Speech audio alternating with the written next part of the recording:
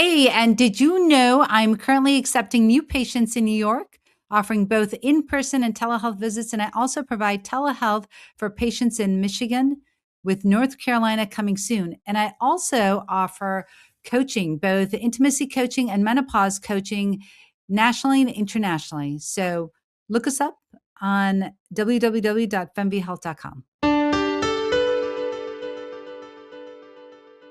I am an American board certified OBGYN, a mom, a Muslim, and I'm talking about sex. This is the Muslim Sex Podcast.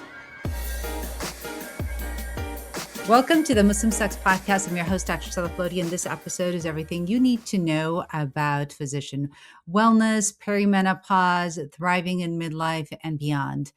Before we get into it, the first thing I want to make very clear is that, of course, as always, we are not giving any type of medical advice. So if you have any questions about your health, make sure you go speak with your healthcare provider. And of course, as always, this is no advice on religion. So if you have any questions about your religion, make sure you go speak with your friendly neighborhood religious leader. This is the Muslim Sex Podcast because I just happen to be a Muslim woman that talks about sex. So today, I'm so excited to have on with me Dr. Nicole Perrotte.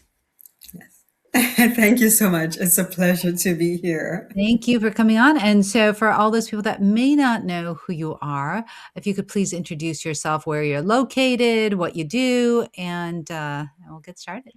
Sure. So I'm a internal medicine board certified physician. I'm also a menopause certified practitioner and a health and wellness coach. I'm located in the Metro Atlanta area, and I'm the founder of Thrive Well MD, which is a telehealth practice serving women in multiple states around perimenopause and reminding them that they're probably not broken, they just need a reset. Oh, that's fantastic. So what states do you service? So I currently serve 7 states. They Oh, are Georgia, Florida, North Carolina, South Carolina, Texas, Iowa, and Washington State. wow, amazing. That's fantastic. So tell us a little bit about your journey. What inspired you to move beyond just traditional medicine and become a health and wellness coach, as well as focusing on midlife? Right. And so it was very traditional. I wanted to serve like most of us who went to medical school. The idea of becoming a doctor to help fix people, heal people was what drove us to go to medical school. And I did residency in internal medicine, where essentially you learn about all the different systems, head to foot, cardiology, the lungs, the heart, the gut. And I practice as a hospitalist, that is, someone who practices in the hospital, for almost 14, 15 years.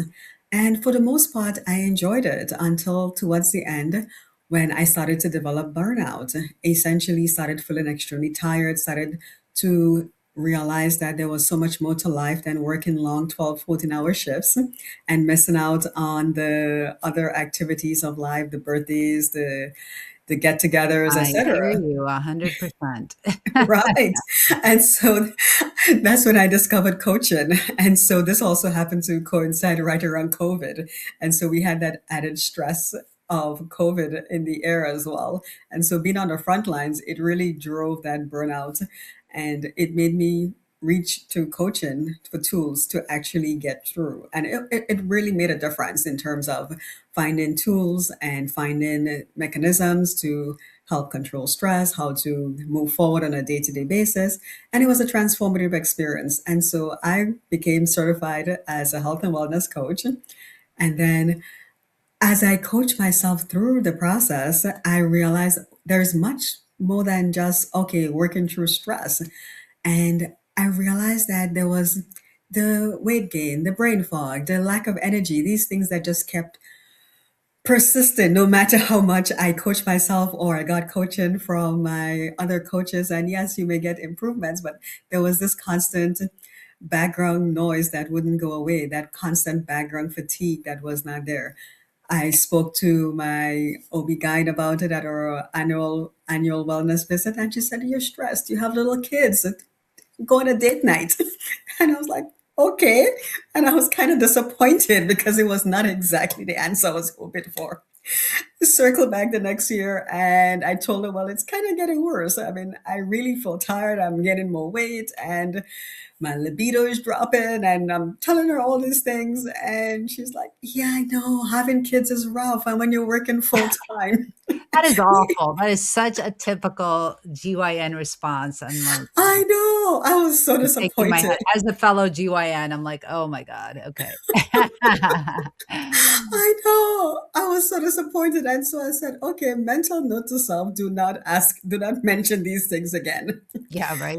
Mhm. Right. And so I just started powering through thinking, well, I guess this is what happens when you hit midlife and you're working, you have kids, and you're getting older. And then I started talking to other friends, and they were saying the same thing. And then I went, interesting. And then a conversation one day, someone said, yes, I started taking hormones and I feel much better. And I said, really? And so she told me who she was seeing, and I quickly went on, made an appointment. And within a month, I could start feeling the difference. And I said, oh my gosh. And the more I talked to people, the more I kept hearing this. And so when I started digging into the stories, I realized it was so common. And most people were just saying, oh, I'm tired, I'm getting older. This is what you're supposed to live with, this is how it's supposed to be. And they just powered through thinking it was just normal. And so I decided I'm going to take it a step further. And at this point, I was already looking to transition out of hospital medicine. Why not just build my own practice, something that's my own, and actually help women figure out that this is not just, oh, getting older. This is actually so much more, so much more. And that is how I built Thrive MD, focusing on perimenopausal and metabolic care. Amazing, fantastic, I love that. Yeah, it seems like, unfortunately, a lot of GYNs, will tell their patients, like, "Oh, it's midlife, you're tired, you're stressed, you have kids," and they'll think of all the reasons, but they won't mention the one reason that, is gonna happen to all of us if we're lucky enough to get older, right? Which is perimenopause and menopause. So, what a journey. So tell me, how do you define, like, thriving in midlife? Right. And that's a great question. And for me and the women I serve, it means having the energy, the enthusiasm to do the things that they want to do, not feeling like you have to push through. It's being able to spend time with your kids, with doing fun activities, whether it's going to the park, whether it's going up and down the slides in the pool during the summer, because summer just ended. Well, not ended, but we're back to school here in Georgia. And so spending the summer doing those activities and not feeling like you have to sit on the couch because you're so tired, or getting up in the morning and actually feeling rested, not feeling tired like you need coffee to wake up and then again to continue in the middle of the day. Just having that energy, that having that zest for life to do things, going out with your girlfriends and doing something that you probably would have said no to because you just didn't have that energy. Those Yeah. are all things too that would make up thriving. Yeah. So, I think you answered this already a little bit. So, do you think that lasting health requires more than simply prescribing medications? It does. It does. And so it's easy to just say, here's a prescription, but we have to look at the whole picture. And the whole picture we're going to think of when you look at the wheel of life, you're looking at other areas of your life. You're looking at relationships, you're looking at work, you're looking at your own personal well being, you're looking at your physical activity. Those are all things that would make up the entire picture. And so we want to make sure that those things are also addressed because it's a lifestyle. It's all part of a solid foundation to make sure that you're actually doing well, not just in one area, but in all areas. I like to describe it as a wheel. If a wheel on your car develops a puncture wound, essentially the ride becomes a little bit wobbly, as opposed to when all four tires are inflated, everything moves along much smoother. So, tell me this. A lot of people will separate physical health from their relationships and their sex life. Why do you think they're deeply connected? They are connected. And so it's easy to say, oh, they're separate things. But if you don't feel good in your body, there is no way you're going to want intimacy. And that is something that's pretty common in perimenopause and menopause. Because one of the issues that is not talked about is genitourinary symptom of menopause, or what this looks like is that burning, irritation, vaginal atrophy that happens, that recurrent sensation of having burning sensation when you're going to the bathroom, constantly thinking you're having a urinary tract infection, so being on round after round of antibiotics. And so a lot of women may say that, oh, they are having difficulty participating in intercourse just because it's not comfortable. There's vaginal dryness, there is lack of lubrication. And so it becomes something that they don't enjoy. You don't enjoy it, you don't want to do it. Your partner then thinks, oh my goodness, it's me. I'm the problem. And so that causes friction as opposed to actually addressing the underlying problem. And so they're definitely connected. You fix the physical problem, you will essentially fix the relationship side of it. I mean, there are women who would say, you know what, I would rather work another shift. I would find all the excuses in the book just so I don't have to deal with this because it's not enjoyable. Because we're not going to do things that hurt or we don't enjoy at the end of the Yeah. day. Yeah, absolutely. So, how do you think chronic stress fits into all of this? How does it affect our hormones, our mood, libido, emotional connection? Right. And chronic stress is definitely one of the things that we take for granted because there is so much chronic stress in our daily lives that we almost think that we have to live with it as opposed to trying to find ways to decompress. And essentially, what it boils down to is finding those moments to decompress because when you're chronically stressed, you're essentially running around with your hormones, your fight or flight hormones, thinking that you're running from tigers. And we're not running from the tigers of old, but there are stresses of modern day that we're also dealing with, whether it's deadlines, whether it's work obligations, home obligations, financial obligations. And so those stresses are there. And so it causes us to be in that fight or flight state constantly. And it's one thing when you're able to decompress and then you go for a short sprint and you decompress. But most of us are in that chronically elevated state of stress, which then leads to us causing our bodies to not perform at its best. Because when we are chronically stressed, we're causing our body to hold on to fat. We're affecting our sleep. We're affecting our the way we eat. We're fueling our bodies in ways that we're trying to prepare for a battle that we're not about to prepare for because most of us are sedentary, living often. We're not out there chopping down trees or building boats. And so we're holding on to all of these things that make us have poor sleep, gain weight, affect our mood. And so it's really important that we look at stress as one of the things that we need to address on a daily basis to feel better. Yeah. So, what unhealthy habits do you think that we start to quietly do that damages our intimacy without even realizing it? Right. And so communication and connection is key, definitely. That's a big one.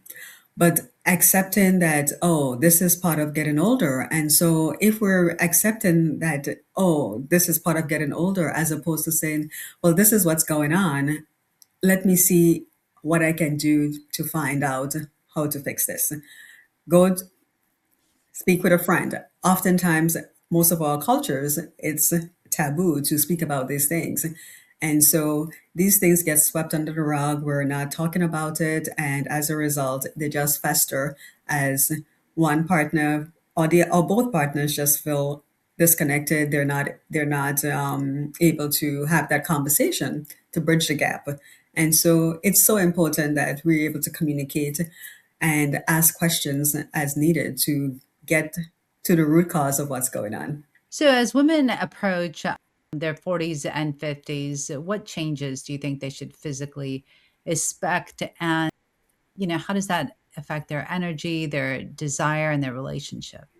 Right. And so there are estrogen receptors from head to foot, essentially. And we're looking at the gamut of symptoms, everything from hair loss, dry skin, dry eyes, Vertigo, heart palpitations, yes, vertigo, itchy heart ears. palpitations, Mhm. hot flashes, night sweats, weight gain, the belly that comes on no matter how much dieting you're doing, the loss of libido, the waking up in in the early mornings, 2, 3 a.m. in the mornings, the frozen shoulder, the joint aches. There are so many symptoms: dry skin, itchy eyes. The list goes on and on and on.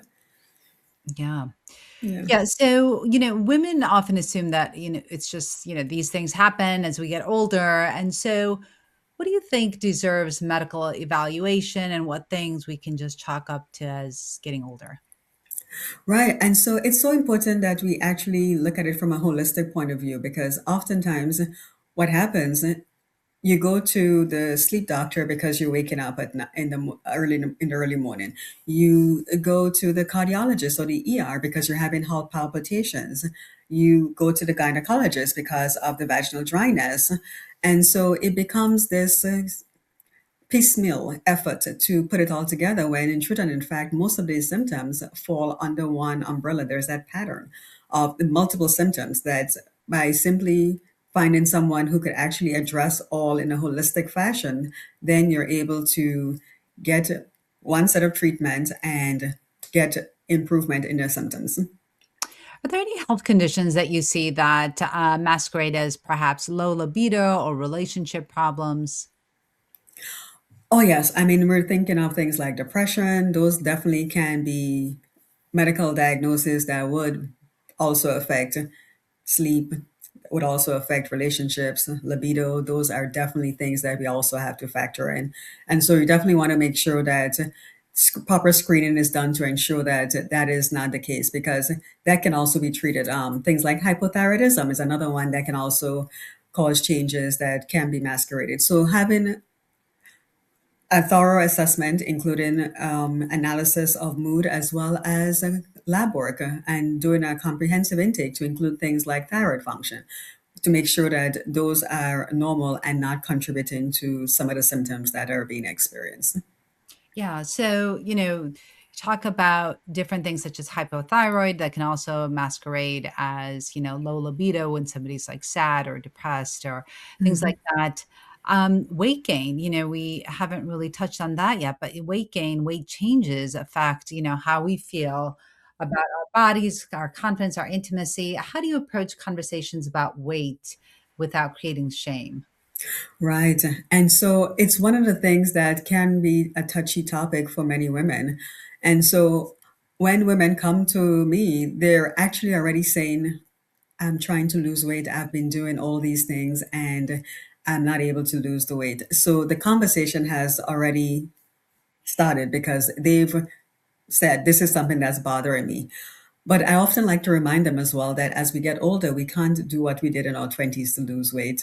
We can't starve ourselves and we can't run, I don't know, 100 miles on the treadmill for 1 hour every day to lose weight. Those things don't work anymore. In fact, they actually lead to the opposite. And now the emphasis has to be on different things, such as strength training and just actually having uh, just having a better sense of what is on your plate and making sure you have adequate protein on your plate as opposed to just eating whatever. Those days are no longer with us, they're behind us. We can't do that anymore. So making sure there's adequate protein, making sure that there's healthy carbs, healthy fats, as opposed to just grabbing and going because we don't have the mechanism, the metabolism to just eat what we want and get away with it anymore.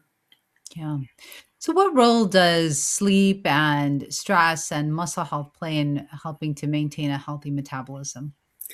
They're all connected. They're all connected. When you're able to get healthy food, carbohydrates, good proteins, quality proteins, when you combine that with a good night's sleep, this when you have a good night's sleep, you're able to allow the body the chance to decompress. You're able to allow your cortisol, your all that fight or flight hormones to actually decompress and regulate yourself. And so you find that the body is then able to build. and recover during that restful period, as opposed to when you're constantly going. Because one of the things that poor sleep also does, it affects your nutrition. It makes you eat more. It makes you want to reach for more sugar. It makes you tired. And so what do? You then reach for sugar to help you get that energy that you're not having. And so it just becomes this double edged sword because it's affecting your metabolism, but it's also triggering that craving to reach for sugar because you're instinctively thinking that this is what will help me feel better. Yeah. So, what myths about weight loss concern you the most? What myths about weight loss?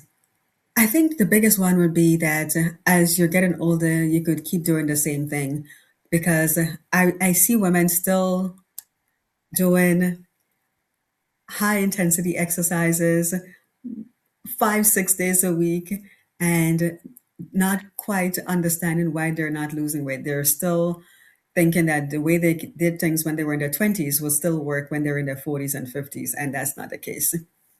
Yeah.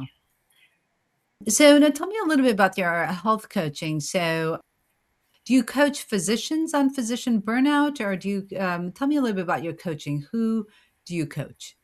Right. And so the coaching is actually built into the program. It encompasses all middle-aged women, not just physicians. It's also for high performing professional women who want to actually feel like themselves again.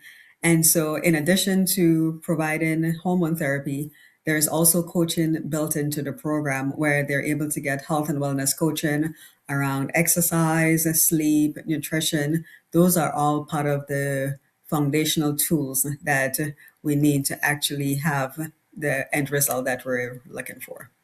Yeah. So that's amazing. So you when you see the patients, you also coach them as well.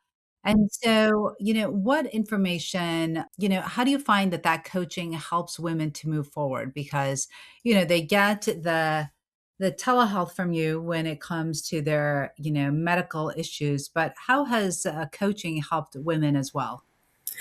It's important. And so we're able to spend much more time than you would in a traditional office visit, as opposed to the 7, 10 minutes that most women get in their doctor's office. We're able to spend at minimum 30 minutes at a time in a session. And so we're able to delve deeper into what's going on, what are the barriers, what they need as motivation to move forward. Be that person who is there as an advocate, as a person who is supporting them to move forward. When they have bad days, and there will be bad days, like say, this is a bad day. I'm not getting the results I'm looking for. And we could then dig deeper into what it is that is driving that barrier, what it is that's causing them to not move forward as they would like. And so I'm able to incorporate it, in addition to writing their prescription, incorporate all of those into their sessions. Yeah. So what do you think separates people who have successfully made like lifestyle changes as opposed to those that constantly struggle? It's a combination of things. I think two things. The idea that you could actually do it and that there will always be setbacks and you just have to keep going forward one step at a time. And so, unfortunately, there are times when we look at it as I'm having a bad day. I just can't get this. I'm not going to win. And so, that's a sense of being defeated, stopping and saying it's not working for me, as opposed to looking at it and saying this could happen. One small step day after day will get me to the end point. And so that is the big difference, that mindset that yes, just keep going. One step at a time will take me to that end point. Yeah, so it sounds like you're saying that, just keep trying, right? So for those women that are feeling overwhelmed, they're not really sure where to start with it, trying to improve their health. What steps would you give them? Well, as a first place, I think one of the key things that we often ignore is just getting good sleep. Good sleep is a very good place to start. 7 to 8 hours of sleep, ideally. Most of us are used to sleeping 4 or 5 hours and thinking that is okay, but it's not. And so having good sleep every night, or at least most nights of the week, is a very good place to start. And then just incorporating simple exercises like walking, brisk walking, strength training. Those are also good habits to get started with. So for, those women that you coach, because you said you coach all those patients that you also, do telehealth with, how important is accountability for them in terms of them trying to move forward and make changes in their lives? It's very important, very important. I think that is the key factor for them making the changes because it's easy to stop when you're not getting the results that you're aiming for. So that in itself gives them motivation. It makes them want to continue. Yeah. So what role does the emotional health play with making an overall change in your personal health, you think? That's important. And it goes back to when we talked about depression. You have a mood that is very defeated, that is, you're thinking that everything is wrong, it affects the way you approach life. You'll be not motivated. You will not have the energy to participate in activities. You would not want to do things. And so, having that mindset that this is something that I want to do, being excited, something to look forward to, that actually is very important, very, very important. Yeah, I was listening to a podcast one time, and they said the things needed for happiness were there were three of them: something to do, someone to love, and something to look forward to. And I thought that that was, and I always remember that because I think it's true. So, what role do you think anxiety and burnout play in desire and connection, and even in physical health? You think? Right. I mean, anxiety is another one of those mood disorders that we often see, and it can be secondary to the perimenopausal changes, but this could also be an underlying mood disorder for many women as well. Many women do have pre-existing anxiety disorder. And so this is something that would obviously need to be addressed and treated properly, but this would be separate. And if it's something that's secondary to the perimenopausal state, most women often find that there is improvement once they get on treatment. But anxiety is something that can definitely affect how they move forward, how they want to proceed, prevent them from taking that next step, but to actually get to that goal that they're working on. Yeah, and we know that a third of women, even those that did not have anxiety or depression, right, they can develop anxiety or depression perimenopause, menopause. And we also know that one of the number one prescriptions given to women during midlife are antidepressants. So, Yes. you're right about how anxiety shows up, and it's very common for anxiety to show up in midlife. So, how can I think you talked a little bit about coaching and what you do. Do you think faith has a role in helping women with resilience, or anyone really, doesn't matter, men or women, with resilience and with grit as they go through changes? It does. It does. The thing about faith is that it also gives them an anchor. It's another part of that overall well being wheel. And it gives them that anchor that there is something bigger out there besides themselves. And it gives them that belief that they could look forward to something, knowing that it doesn't always have to be easy, but trusting that in the overall in the overall universal state, whether regardless of what your religion is, regardless of what your faith is, that at the end of the day, it's going to be for the overall good. Yeah, and I think also, faith, what something else that I feel that faith does, it gives people community, right? So for Yes. those individuals that, I think that as social media has increased and people are more and more staring at their phones and scrolling and things like that, we feel more lonely, right? That's what Hmm. they say. There's more loneliness, there's more sadness, there's more depression, and so when people are part of a community, they feel like they're part of something bigger, and Yes. so then something outside of themselves, and that I think really helps with the loneliness, the depression, the sadness that can creep up in midlife. So if somebody, let's say somebody's listening to this podcast and wants to improve their health over the next year, what three habits would you prioritize? That's a great question. And so the three habits I would prioritize would be sleep, definitely sleep, aiming for that 7 to 8 hours every night or most nights of the week.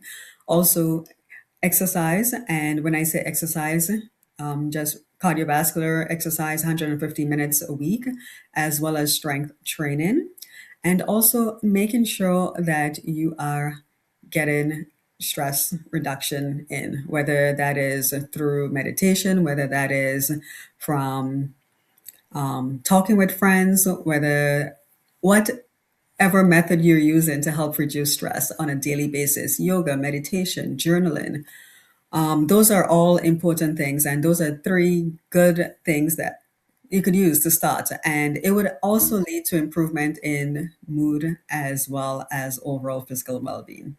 Yeah, yeah, absolutely. So, what's one medical screening or health check that people commonly neglect but absolutely shouldn't?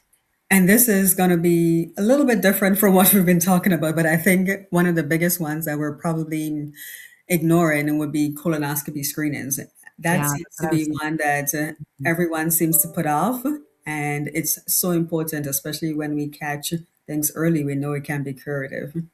Yeah, absolutely. I think that so many people avoid colonoscopies because of, well, the prep really is awful. And then, having to go under anesthesia for, this procedure, but it's so important. And we know the numbers of colon cancer are increasing in young people.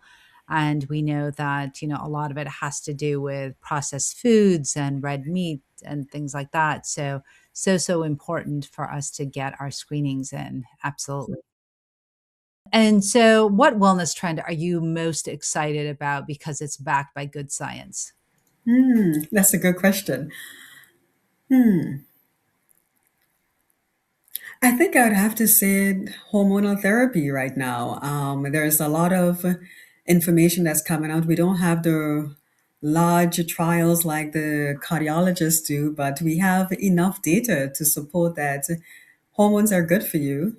And some people may not be able to take hormones based on specific medical conditions, but overall, the data is telling us that they do help with many aspects of life, osteoporosis reduction, help with cardiovascular risk benefits. So there are many small enough studies with good data that is telling us this is something that's good for you, but we just need those more larger, robust trials to help us get more and more evidence to support it. Yeah. And what's one wellness trend that you wish would just disappear? Maybe something not really wellness, but something that, people are doing and there's not that much science for. That's a good one. Off the bat, it might probably be the cold baths. I'm not quite sure about that one as yet. Oh, the cold bath. Yeah, yeah, I don't know about that either. It seems too cold for me. So what's one piece of health advice that completely changed the way you practice medicine?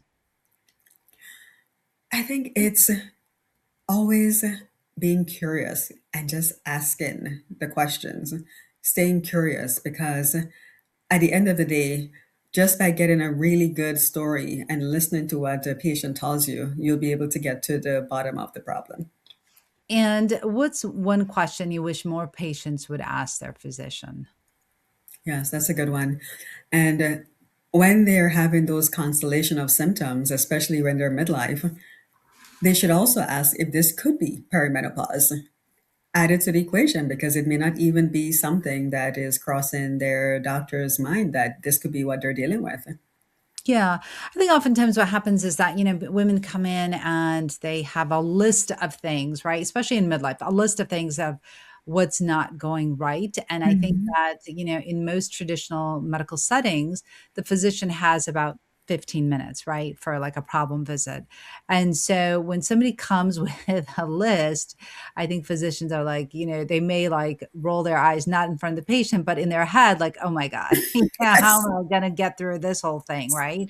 yes. And so then they tell, people to just pick one thing, right? Like Mhm. one thing that is most important to you. And I think when they do that, I feel like, a lot of people feel like they're being dismissed, Yes, because their concerns not being listened to, and they have so many things going on and the doctor doesn't care. And it's not that the doctor doesn't care, it's that the right. doctor doesn't have time because they've got Exactly. like 40 other patients waiting for them in the waiting room. Exactly. And, you're just another number on, Unfortunately true. right, on their list of patients to go through and see and stuff like that. So, I think physicians just don't have that time. And that's what makes us different, right? Like I'm concierge, you're telemedicine. And because we have the luxury of having our own practices, we can spend the extra time with our patients. We can actually take a listen to them. We can see what their goals are, what they want, and where they hope to be, right? And so then I think just the idea or just the fact that somebody's actually listening to you makes a huge difference. And especially when you're providing care. So I think for women that are listening out there, really try to find somebody that has the time for you. Especially, I think like midlife is such a vulnerable time, right? There's so many changes that are happening, and a friend of mine says this all the time that we give, grace to kids that are going through adolescence, right? We give them the space that they need, whether it's, they need to have a tantrum or they're really upset or they're angry or their mood swings and all of this stuff that happens. And we let them be, and we don't, we try not to get upset with them. But it's not the same for women that are adults going through midlife, going through perimenopause, menopause, because people just don't understand, they don't have the knowledge, and they don't realize that it is a huge change, so many things, right? It's a full body renaissance, really, right? Like everything, it's like a rebirth, everything is changing. And you have to really approach it with care and honesty and love. And I think that that's where we fall short when, as physicians, we don't really have time to be, providing that high level of care in a traditional setting. What are things that you see in your practice, in your telehealth practice, that you would tell all women to incorporate as soon as possible? Besides, I think you had mentioned, weight bearing exercises. What are the things you think would help somebody thrive? Right. And so we talked about sleep, making sure you're exercising, and stress reduction. And so, three things I would also suggest would be making sure that you're able to have a doctor who could talk to you, Yeah. spend that time. That's very important. Two, for women around perimenopausal age or going through perimenopause slash menopause, vaginal estrogen. That is something that's very important as well. It has been shown to reduce morbidity and mortality. And so that is something that is very important, and we don't talk enough about it. Yeah, over and over again, it shows that, right? It decreases mortality and morbidity. And also, it's not just midlife women, right? That study came out, the EPICS Yes. Cosmos study Yes. that looked at over like close to 2 million women. And it showed that women in every age group, Benefited. um, you know, benefited from vaginal estrogen, especially those that had had a diagnosis of two recurrent UTIs back to back. And so, if you gave vaginal estrogen, that reduced their risk of getting another vaginal infection. So I think Yes. that, 100%. And I say this all the time. I feel that, vaginal estrogen really saves lives and relationships. It It does. does. It does a lot, and it could probably lead to world peace if we let it, Yes. I mean, it really is truly so, so important. And so, yeah, so you said vaginal estrogen, and what would you say is like the last thing? Good multivitamins, quality multivitamins. Yeah. That's also very important. Not just what you grab off from Amazon, but Yeah. quality multivitamins will also make a difference. Yeah. So when you say quality multivitamins, what should somebody look for? Well, you want to make sure that you're looking for the ones that have been tested by a third party, not just Okay. mass produced and put on every pharmacy display shelf, but the ones that have been third party tested and they're not just filled with the fillers, but actually have the key ingredients that you're looking for. And so once you start taking quality supplements or multivitamins, you actually could tell the difference and realize that, oh my goodness, the quality makes a difference in how you feel. Yeah. Yeah, absolutely. So, well, for all those people that have been listening, that have been watching, that think, wow, Dr. Perrotte is so amazing. How can they get in touch with you? How can they reach out? How can they come to you for healthcare if they need to? Right. Thank you so much. And I practice in 7 states. It's virtual, it's telehealth. And so my website is thrivewellmd.com. And there you could actually go ahead, make an appointment, get started. Once you're in the 7 states of Florida, Georgia, South Carolina, North Carolina, Iowa, Texas, and Washington State, I'd be happy to see you. Amazing. All right. Well, we are done here, and it's been real and really intimate. And remember, this is not meant to be any type of medical advice. So if you have any questions about your health, make sure you go speak with your doctor. And until next time, this is the Muslim Sex Podcast. So thank you for listening to the podcast, and make sure you leave us a review, share and like the podcast. And if you leave me a review, I'd love to shout you out on social media. So be sure that you share it with all your friends. And thanks for listening.